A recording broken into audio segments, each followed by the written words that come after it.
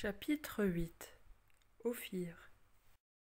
Le brouillard blanc se dissipa et apparut une atmosphère céleste céruléenne. C'était une couleur vibrante. C'était comme si on était placé à l'intérieur d'un brouillard phosphorescent qui ne diminuait en rien la visibilité. Par les fenêtres, je pouvais voir des prairies baignées d'une douce couleur orangée, tandis que nous descendions lentement. Le décor ressemblait à un merveilleux paysage d'automne. « Regarde le soleil, me recommanda Ami. » L'énorme cercle rougeâtre qui flottait dans le ciel au-dessus de nous était légèrement voilé par l'atmosphère de ce monde. Plusieurs cercles entouraient cet énorme soleil qui était une 50aine de fois plus gros que le nôtre. « Il est 400 fois plus gros, précisa Ami. » Il avait de nouveau capté mes pensées. « On n'a pas l'impression qu'il est aussi énorme. C'est parce qu'il est très éloigné. Quel est ce monde ? C'est la planète Ophir. Ses habitants sont d'origine terrestre. » Quoi ? Cette affirmation me surprit énormément. Il y a beaucoup de choses que ton monde ignore, Pedrito. Il y a des milliers d'années, une civilisation semblable à la tienne vivait sur la Terre. Leur niveau scientifique avait dépassé de beaucoup leur niveau d'amour, et, comme de plus ils étaient divisés, ce qui devait arriver arriva. Ils s'autodétruisirent ? Complètement. Seulement quelques individus furent avertis de ce qui allait se passer, et ils fuirent vers d'autres continents et survécurent. Ils demeurèrent cependant tous très affectés par les conséquences de cette guerre. Ils furent obligés de presque tout recommencer à zéro. Tu es le résultat de ces événements. Tu es un descendant de ces survivants. C'est incroyable. Je pensais que tout avait commencé comme l'expliquent les livres d'histoire, depuis zéro. Les cavernes, les troglodytes et les gens d'Ophir. Comment sont-ils arrivés à cette planète ? Nous les y avons transportés. Nous avons sauvé tous ceux qui avaient 700 mesures ou plus, la bonne semence. Nous les avons sauvés un peu avant que ne se produise le désastre. Très peu furent sauvés, car la moyenne évolutive dans ces temps-là n'était que de 450 mesures, soit 100 de moins qu'aujourd'hui. La Terre a évolué. Et s'il se produisait un désastre sur la Terre, vous viendriez en sauver quelques-uns ? Tous ceux qui dépassent les 700 mesures. Cette fois, il y a beaucoup plus de gens qui ont ce niveau. Et moi, Ami, est-ce que j'ai plus de 700 mesures ? Ma préoccupation l'amusait. Je m'attendais à cette question, mais je te redis que je ne peux pas te répondre. Comment peut-on reconnaître ceux qui ont 700 mesures ou plus ? C'est très facile. Tous ceux qui travaillent de façon désintéressée pour le bien des autres ont plus de 700 mesures. Tu dis que ceux qui essayent de faire le bien... Lorsque je dis les autres, cela englobe beaucoup plus que le groupe familial, le club, le groupe d'amis.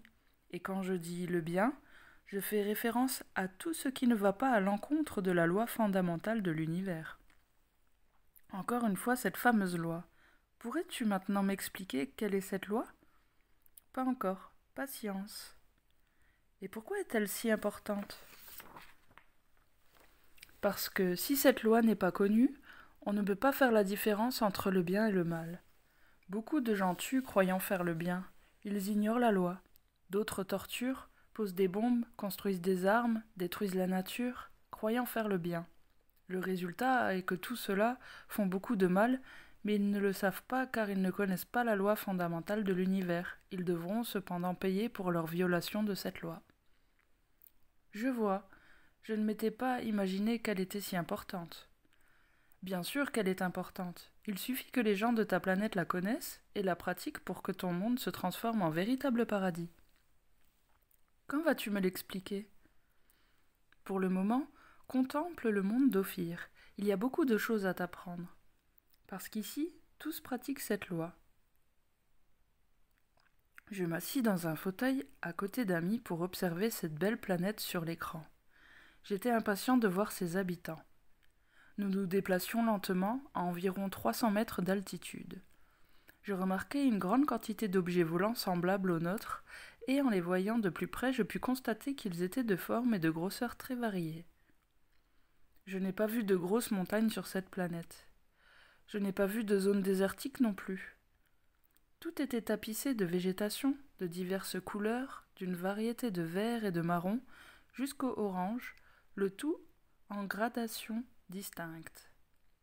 Je pouvais apercevoir une grande quantité de collines, des lagunes, des rivières et des lacs à l'eau d'un bleu très lumineux. Cette nature avait quelque chose de paradisiaque. Je commençais à distinguer quelques constructions qui formaient un cercle autour d'un édifice principal. Il y avait plusieurs pyramides, dont certaines avec des marches, d'autres étaient lisses. Elles avaient des bases triangulaires ou carrées, mais ce qu'on voyait de plus grand nombre, c'étaient des genres de maisons semi-sphériques de diverses couleurs claires, avec une prédominance pour le blanc. Ensuite apparurent les habitants de ce monde. De notre altitude, je pouvais les voir se déplacer sur les chemins, batifolés dans les rivières et les lagunes. Ils avaient une apparence humaine, du moins à distance, et ils étaient tous vêtus de tuniques blanches. Certains détails de leurs vêtements étaient de couleur, les franges ou les motifs de décoration. On ne voit pas de ville nulle part.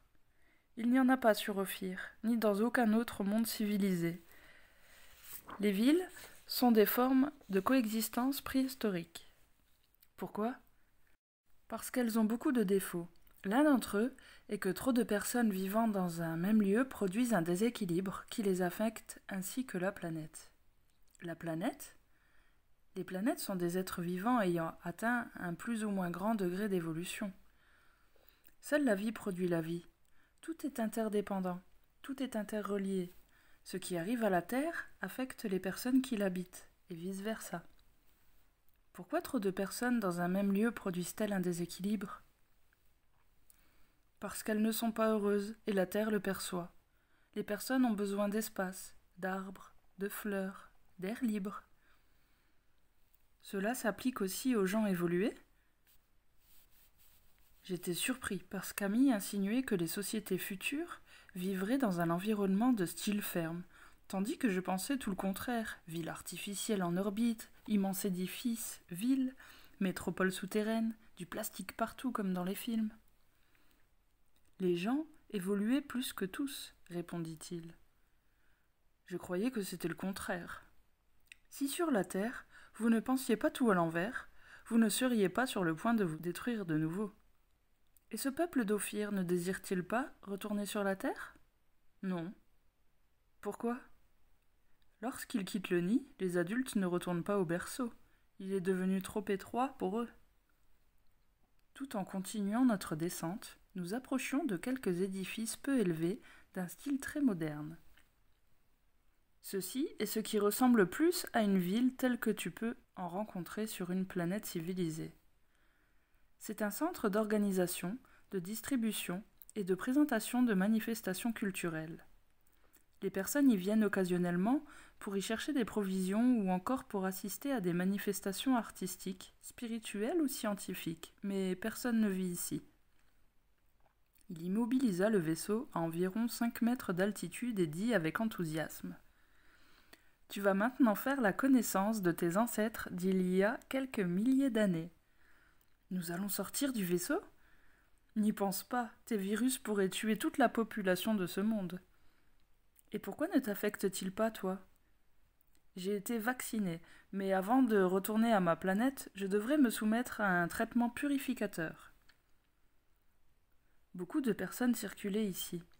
Lorsque l'une d'entre elles passa très près des fenêtres de notre vaisseau, je me rendis compte de quelque chose qui me sembla effrayant. Ils étaient gigantesques. Amis, ce ne sont pas des terriens, ce sont des monstres. Pourquoi ? Plaisanta-t-il. Ils ne mesurent que 3 mètres. 3 mètres ? Un peu plus, un peu moins, mais eux ne se sentent pas particulièrement grands. Mais tu dis qu'ils viennent de la Terre, et là-bas les gens mesurent à peine plus de la moitié. Je t'ai dit que les survivants restés sur la Terre furent affectés par les radiations et les déséquilibres de la planète. Ceci altéra leur croissance, mais au rythme où vous allez, dans quelques centaines d'années, vous atteindrez votre taille naturelle si vous survivez. Personne ne nous porta la moindre attention. Ils étaient élancés, avaient la peau très bronzée, les hanches étroites, les épaules hautes, très droites. Certains portaient un ceinturon semblable à celui d'Amy. Ils semblaient tous très calmes, relaxés et aimables. Leurs yeux, grands et lumineux, dégageaient une profonde spiritualité, en amande, non comme ceux des Asiatiques, mais plutôt comme ceux des personnages que l'on voit dans les peintures égyptiennes. Ce sont entre autres les ancêtres des Égyptiens, des Mayas, des Incas, des Grecs et des Celtes, m'expliqua Ami. Toutes ces cultures furent des vestiges de la civilisation atlante, et ceux-ci en sont les descendants directs. L'Atlantide, le continent englouti? Je croyais que tout cela était une fable. Presque toutes les fables de ton monde sont plus réelles que cette sombre réalité dans laquelle vous vivez. En général, les gens ne se déplaçaient pas seuls, mais plutôt en groupe. Ils se rassemblaient pour parler, se prenaient par le bras ou par les épaules, certains par la main. Lorsqu'ils se rencontraient ou se quittaient, ils se faisaient de grandes démonstrations de tendresse. Ils étaient très gais et insouciants. « Je te le dis, dit Ami, captant ma pensée. Ils sont exempts de préoccupations. Ils ne sont pas préoccupés. Ils ne se préoccupent pas. Ils s'occupent. Si seulement tu apprenais à agir de la même manière. » Pourquoi sont-ils si satisfaits? J'ai posé cette question parce que, sur la Terre, les gens qui circulent dans les rues ont l'air très sérieux, tandis qu'ici tout semble être comme à une fête. Parce qu'ils sont vivants, n'est-ce pas assez? Et ils n'ont pas de problème? Ils ont des défis à relever, non des problèmes. Ici, tout est bien. Mon oncle dit que la vie n'a de sens que lorsqu'il y a des problèmes à résoudre. Il dit qu'une personne sans problème se suiciderait. Ton oncle fait allusion aux problèmes concernant son intellect. Ce qui arrive, c'est qu'il n'utilise qu'un seul de ces cerveaux que je t'ai mentionné. Ton oncle n'est qu'une activité intellectuelle ambulante. L'intellect est un ordinateur qui ne peut cesser de fonctionner, à moins qu'il y ait déjà un certain développement dans l'autre cerveau, le cerveau émotionnel. Lorsque l'intellect ne rencontre aucun problème à résoudre, aucun casse-tête, aucun puzzle, il peut devenir fou et se suicider. Je me sentis visée car moi aussi je n'arrête jamais de penser. Que peut-on faire à part penser? Percevoir, jouir de ce que l'on voit, écouter les sons, toucher, respirer consciemment, humer, sentir et jouir du moment présent. Es-tu heureux en ce moment? Je ne sais pas. Si tu cessais de penser pour un moment, tu serais très heureux. Rends-toi compte, tu es dans un vaisseau spatial, dans un monde situé à des années-lumière de la Terre, tu contemples une planète civilisée, habitée par les anciens Atlantes. Au lieu de poser des questions idiotes, regarde autour de toi et profite du moment. Je sentis qu'Ami avait raison, mais il me restait un doute, et je lui exprimai.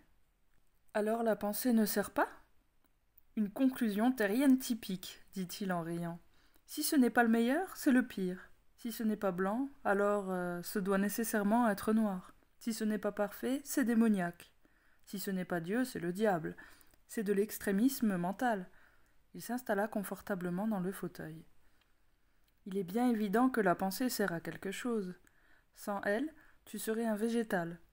Mais ce n'est pas la pensée qui est la plus grande faculté humaine.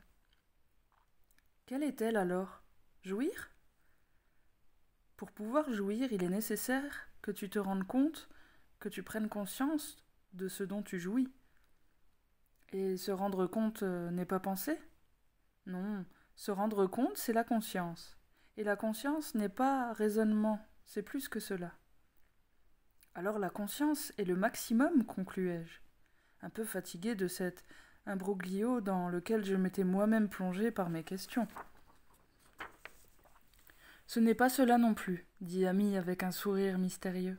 Je vais te donner un exemple. Tu t'es rendu compte que tu étais en train d'écouter une musique étrange il y a un instant, la première pièce que j'ai choisie. Oui, mais elle ne m'a pas plu. Tu t'es rendu compte que tu écoutais une musique étrange. Ce fut de la conscience, mais cela ne t'a pas fait jouir. En vérité, non. Alors pour jouir, la conscience n'est pas suffisante. Tu as raison, que manque-t-il alors? Le principal. Tu as joui de la deuxième musique, n'est-ce pas? Oui, car elle m'a plu. Plaire est une façon d'aimer. Dans certaines langues, il n'y a qu'un seul mot pour ces deux verbes. Aimer. Sans amour, il n'y a pas de jouissance. Sans conscience non plus. La pensée se situe dans un troisième endroit, discret dans tout cela. Le premier est occupé par l'amour. Nous nous essayons de tout aimer, ainsi nous jouissons plus. Toi, tu n'as pas aimé la lune, moi oui. Je jouis donc plus que toi, et je suis plus heureux que toi. Alors l'amour est la plus grande manifestation humaine ? Maintenant oui, parfait, Pedrito. Et ils savent cela sur la terre ? Toi, le savais-tu? Te l'ont-ils enseigné au collège? Non. Là-bas, ils sont à peine au troisième palier, celui de la pensée, de l'intellect. C'est pour cette raison qu'ils appellent intellectuels ceux qui pensent beaucoup. Et comment est-ce possible que quelque chose d'aussi simple ait pu leur échapper? Parce qu'ils n'utilisent qu'un seul de leur cerveau. Mais la pensée ne peut exprimer l'amour. Les sentiments ne sont pas des pensées. Certains en arrivent à croire que les sentiments sont quelque chose de primitif et qu'ils doivent être remplacés par la pensée. Ils élaborent des théories qui justifient la guerre, la terreur, la malhonnêteté et la destruction de la nature. Maintenant, ton humanité est en danger d'extinction à cause de ces pensées si intelligentes et de ces théories si brillantes. Tu avais raison lorsque tu disais que sur la Terre, nous pensions les choses à l'envers. Alors observe un peu le monde d'Ophir. Ici, les choses ne sont pas aussi à l'envers. Le manque de sommeil, toutes les émotions de la journée et les nouveaux enseignements d'amis m'avaient complètement épuisé. À travers les vitres, je pouvais voir des personnes gigantesques, des édifices stylisés, des enfants de 2 mètres de haut, des véhicules volants et terrestres, mais mon intérêt s'était amoindri à cause de la fatigue. Sais-tu quel âge a ce monsieur ? Ami faisait référence à un homme qui était en conversation près du vaisseau. Il semblait avoir une 60aine d'années, sa chevelure était blanche et pourtant il n'avait pas l'air d'un vieillard. Une 60aine d'années ? Il a près de 500 ans. Je me sentis alors étourdi, fatigué. Je crus que ma tête allait éclater. Sais-tu, ami, je suis fatigué. Je veux me reposer, dormir, retourner à la maison. Je ne veux rien savoir de plus. J'ai des nausées. Je ne veux rien voir de plus.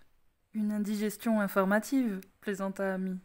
Viens, Pedrito, couche-toi ici. Il m'emmena vers un des fauteuils, l'inclina pour le transformer en divan extrêmement moelleux. Je m'y installai. Il était confortable. Ami plaça quelque chose sur la base de ma tête, et le sommeil vint instantanément. Je me laissai aller et je dormis profondément pendant quelques heures.